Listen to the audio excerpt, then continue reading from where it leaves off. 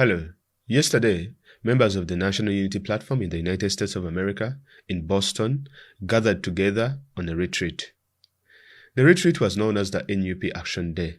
It was virtually blessed by His Excellency Robert Kyagulanyi Ssentamu, as well as other dignitaries from Uganda to represent the National Unity Platform from the Secretariat that included the Secretary General, other MPs, and so many other people. It was a very, very big turn-up. The people who attended the retreat a day before had attended a momentous demonstration at the United Nations General Assembly that was taking place. Now, today I'm here to discuss that what does this retreat really mean, number one. Number two, can it really harm Museveni? Number three, and why has Museveni really failed to get hold of the diaspora? And also, how can the National Unity Platform, His Excellency Robert Kyagulanyi Ssentamu, tighten their grip on the diaspora? This is The Breakdown, and my name is Fazir.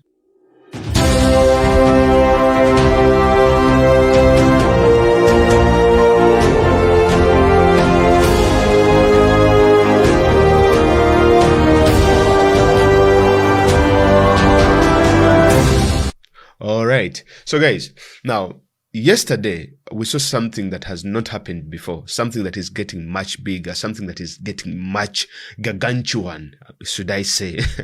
I don't know if I should use that word, but I was really, really excited to see the events that happened in Boston yesterday, and the retreat that really happened that was really, really successful. And it really sent a very powerful message to the Ugandan government as well as Museveni's dictatorship. Now, first and foremost, in this retreat, His Excellency Robert Kyagulanyi Ssentamu was supposed to be there. But unfortunately, while on his trip at a stopover in Qatar, he was blocked, whereby he had been in South Africa earlier on, and then South Africa had been one of the red lists, and people from South Africa had to quarantine for 14 days. Unfortunately, because of the engagements in South Africa, and he had not yet, the 14 days of quarantine had not yet elapsed, so he was not able to travel to this particular event. What happened was he only stopped in Qatar, and he had to head back to Uganda. But he was there virtually and delivered a keynote speech to the people who had gathered for this particular event. What is this retreat all about? The so-called NUP Action Day retreat. Now, the NUP Action Day retreat is where Ugandans in the diaspora, especially in America, because this is where it has started, where they gather and talk about, because the topic of the day was, strategies and things that they can do in order to strengthen the fight against the dictatorship in Uganda. So the Ugandans come together, they gather together, they speak about these issues, they interact with leaders from the Secretariat, they interact with leaders who are in positions of power, for example, the members of parliament, as well as interacting with the president himself of the National Unity Platform. And that is what literally went down. Then afterwards, they had they can have a Mary and that kind of stuff.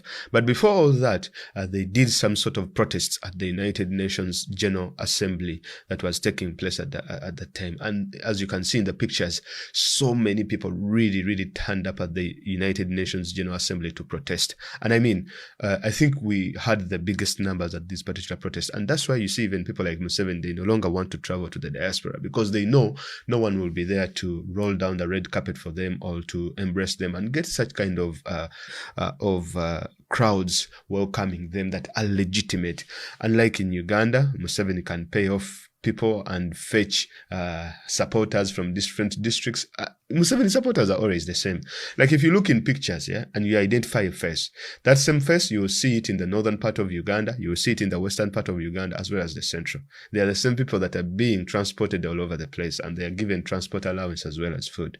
But these are people who are actually come for the love of their country, people who want to go back home, and so on and so forth.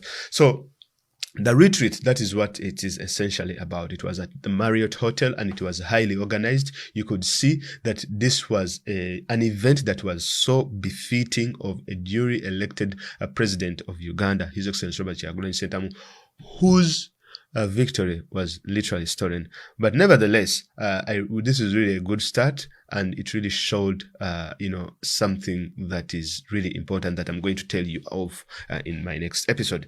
Now, can this really harm Museveni? Because some people say, okay, you guys did a literate. Yes, you went to the United Nations General Assembly and you protested and all this kind of stuff. So it was not going to create a dent in Museveni's leadership. Yes, you did all this kind of stuff. Now, let me tell you one thing. There is no autocrat in this world. There is no dictator in this world who will sit back and see an organized group of Ugandans that are far out of reach of him, that are organizing events that are pulling crowds as these people pulled, and he settles in well. He's not going to be settling. He's not going to be settled. Because what happened yesterday is that every strategy that Museveni has tried in order to counter, in order to silence, in order to suppress the diaspora has failed. He has given them money. He has scared the people. He has arrested them. He has even hired people to do all sorts of intimidations, but it has failed. And I will come to the point of failure, why Museveni is failing. Now, what you see here is Museveni, his strategy for the diaspora, he has always been that I will go through their leaderships. For example, we have leadership communities like the United Kingdom community of Ugandans, blah, blah, blah. Then you also have the you have the Ugandan, something called UNA. Ugandans in North America, blah, blah, blah, blah, something called UNA, one of the oldest diasporan organizations, if not the oldest diasporan organizations in the diaspora of Ugandans living in the diaspora. It is called UNA. Now, when Museveni took power in 1986, I think that is when even the organization was formed. So the organization has been highly politicized, and they have thrown a lot of money because Museveni always sends something like 50,000 50 or 100,000 US dollars per year to help run the activities of this particular UNA so-called organization. So the organization has been literally politicized. It does not care about Ugandans. It does not care about anyone. It is more like an NRM outfit that is there to spy on Ugandans and all this kind of stuff. Now, with having such kind of a retreat day, because what UNA literally does is they sit down and have some sort of, they organize drinking days and that kind of stuff and events and bring musicians to come and sing. And then afterwards, they go back home and wait for the next year. Literally, that's what they do. If Ugandans are getting killed, UNA doesn't issue a statement. If Ugandans are getting blocked or anything is happening, they do not say a single word. But when it comes to Mary, like partying and all that kind of stuff, they are very active. Now, for the very long time, Museveni has had a grip of UNA. But now we see something that has propped up that is going to rival UNA. Trust me. This is really a big threat because it is going to cut the power that UNA has been having in the diaspora. Secondly, it is giving Ugandans in America an alternative, because most people would go to UNA because nothing was there, to go to, that it was even substantial, that was even, something that they would really go and speak and talk about issues that are affecting in Uganda, and then they can do the rest of the other stuff, entertainment and all this kind of stuff. You go and protest and all this kind of stuff. So people not only gather to marry or not only gather to, to do entertainment and all that stuff, but they do all that stuff. And all besides that, they also, do something for their particular nation and do something for their particular country. So this is really a big threat for Museveni, because now America has solidified its stronghold that it is entirely NUP, it is entirely opposition. So I don't know how he's going to fight back with this, but I don't think it's going to work.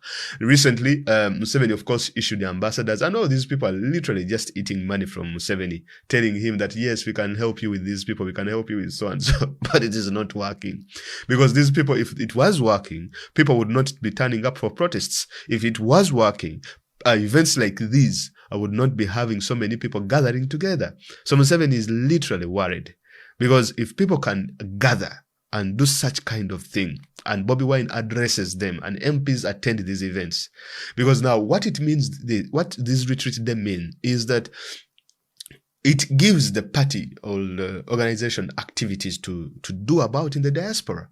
That now you can send the leader of opposition, you can send MPs and so many other people to come and be part of these particular events. So that is really, really something very, very big that has affected Museveni and why he's scared. And we also see for the very first time that the Ugandan media has covered an event that has happened in the diaspora that is to deal with the NUP. Back in the days, we have been doing protests, we have been doing so many things, but the Ugandan media has always been shying away to cover these events. I don't know why. But today, we saw at least the event being written about and being talked about. And what a powerful speech that His Excellency Robert Kyagulanyi Ssentamu delivered. Because the audience that now Bobi Wine has in the diaspora, Museveni is envious. Do you think Museveni would not love to speak to the diasporans? Do you know why he would like to speak to diasporans? It is because we contribute 1.1 billion US dollars per year in terms of remittances. Now, for people who contribute such an amount of money to the GDP of Uganda, at least it's what, 5% or 1% of the GDP? I mean, that's a lot of money for you to speak in those people, because they can easily say, okay, we shall pull our 1.1 billion. Now, for good measure, the United States of America, the biggest sponsor, whatever, donor country to Uganda, also provides close to $1 billion in terms of budget financing and all this kind of stuff they do, in terms of aid and all that kind of stuff. It's amounted to $1 billion. For us, in 2020, the figures show that we gave 1.1 billion. That is during the pandemic. So that's a lot of money. So wouldn't you really like to talk to these people? Now, so why has Museveni really failed in the diaspora? Why has his strategy failed? Because I want to get this balanced so that we know that we do not fall into the same mistakes that these other political parties have failed. And then, because if we do the same mistakes, we're also likely to lead to the same ditch. So we should be very careful. Whereas we are enjoying this moment of success, we need to tighten the grip. We need to make sure that we capitalize on these people's failures, right? And then make sure that we use those failures in order to strengthen the diaspora, in order for NUP to strengthen the diaspora. Now, number one, we all understand that Museveni, you don't have to tell that people that Museveni has done this and this and that. Literally, there is no program that Museveni has put out there that shows that, okay, he cares about the diaspora. He only wants to coerce them. He wants to buy them off with peanuts, giving them pennies that, oh, you guys get £2, get $2. He thinks that he can buy people off with $2. The people in the diaspora, what they want is a peaceful transfer of power, number one. They want Uganda to be at peace. They don't want to feel threatened and all that kind of stuff. The other thing that why Museveni has lost, it is that he is working so much with, he tries to compromise, organizations that are here in order to keep an eye out on Ugandans that are here, that are doing all this kind of stuff. Because what he is trying to do is not trying to, to recruit or create strong institutions, right? To create strong institutions or to create strong chapters like NUP did. It's not what he's trying to do. For Museveni's politics is the kind of politics that deals with an issue not in the long term, but deals in that issue with the short term. That are there Ugandans making noise in the diaspora? What can I do? How much do you want? Pay them, go. Then the next time they will come back, go, and all that kind of stuff. And now, also Museveni's threats, we understand that we have injected 1.1 billion in 2020. But Ugandans in the diaspora are literally getting nothing back. The best they are getting is just $50,000 that they always give to UNA. That's the best that he can offer. $50,000 that they offer to UNA. You know the number of Ugandans in the diaspora? It's close to 1 million. You look at Ugandans in China, they were stranded during the COVID-19 pandemic. What happened? They left them there to fend for themselves. The Ugandans in Afghanistan, Afghanis were brought and given all the luxurious, first-class, 5-star hotel, put into hotels and all that kind of stuff. Ugandans in Afghanistan, they were told, okay, you guys, I think you can trek from Afghanistan. You go via the mountains there in Iraq, and then when you reach Yemen around the Red Sea, we might pick you from Somalia. You can link up with the people in the, what do you call that area? In Al-Shabaab in Somalia there, and then we can pick you from there with the UPDF. They told them to walk. You get it? I think you do understand the point, okay? So if you do such kind of things, definitely no one is going to love you. Secondly, it is that the Ugandans in the diaspora have experienced a life that is much better, and they know that Uganda can be better. They know that Uganda should be better. Because if they look at the healthcare system, the social services, the politics here, the democracy, the freedom of speech, the freedom of expression, without fear of being arrested, without fear of being killed, the freedom to express your views, can Museveni provide that? He knows if he provides all that, if these demands are met that the diasporans want, he won't be in power the next day. So what can NUP do? NUP should broaden its scope on how it works with the diaspora. 1.1 billion US dollars is not little money. The National Unity Platform should make sure that such action days should be replicated in other chapters in the United Kingdom, in Sweden, in Netherlands, and all these other places. I know people in Dubai have been doing it very good. The people in South Africa also did it very perfect, but it has to be taken to another level. The engagements between the Secretariat, the engagements within the people in Kampala should now be, it should actually increase with the diaspora. The diaspora should be taken very seriously because Museveni understands two things. If he is working with the diaspora, he has two things that he does. He says that if I do not get the Ugandans in the diaspora, I will get the governments in the West. That is the United States government, the South Africans, as well as the UK in order to agree with him. You get the point. So there, he still has a way, is still a way ahead of us, especially working in these offices, Downing Street, Washington, through his lobbyists and all that kind of stuff, with all the money that he throws to them. They do the lobbying for him and, they look the other way to sanitize his regime. So what we should do, because in order to match what Museveni is doing, paying these PR firms, we should empower and increase our efforts within the Ugandan communities in the diaspora, because literally we have the support of Ugandans living in the diaspora. And the Ugandans living in the diaspora can easily push for reform within the corridors of power in either Washington as well as the United Kingdom. So NUP should take the diaspora as seriously as possible. It should be engaging the diaspora as much as possible. It should be having, I think, as many engagements as possible on how they can improve and how they can work together. The leader of opposition, they should be clear things of what the NUP are going or will be doing for the diaspora. Right? These things should be clear in terms of investment, in terms of different issues, and all those issues should always be, spoken about in one way or the other. And by doing that, even the people who are in NRM, who are in the diaspora, the little few, will always be able to cross over, and they're like, you know what, guys, these guys actually have much better policies than the NRM. But this is a good start. This is something that is really good. The event was really colorful, what was really perfect. And let me tell you one thing. There is no one in Uganda who is in the NRM who actually saw that event and it left them the same. Do you know what it means for Muhoozi not to be able to leave the country? Do you know what it means for Natasha, Museveni, and all these other people? Have you ever seen Muhoozi or these other people, all these other guys speaking to the diasporans? They cannot, because they cannot travel, number one. Number two, there are no Ugandans who are going to come and listen to them. That's what they're afraid of. But even if, let me tell you, I can guarantee you, without fear of contradiction, if Muhoozi held a diaspora event and Solomon Kampala, the 14-year-old Bobi Wine's son, held an event in the diaspora, I can guarantee Museveni, Salim Saleh, Natasha Kalujire, and all the entire Museveni crime family combined, if they held an event and Solomon Kampala held an event, I bet Solomon Kampala will get more people to listen to him than Mr. Museveni and his crime family. Without fear of contradiction, that one I know. So that shows the power of how really Ugandans really want to change. So to wind this down, more action days should be done. More action days should be put out there. More things should be done. More activities should be brought up, and more strategies should be, brought up. And also, the NUP should work so much in order to improve their media. I will do an episode about the media thing, but then they should make sure that they always move with the media team in order to cover these events, in order to publicize these events, so that other people can know about what NUP is doing, as well as how it's working with the diaspora.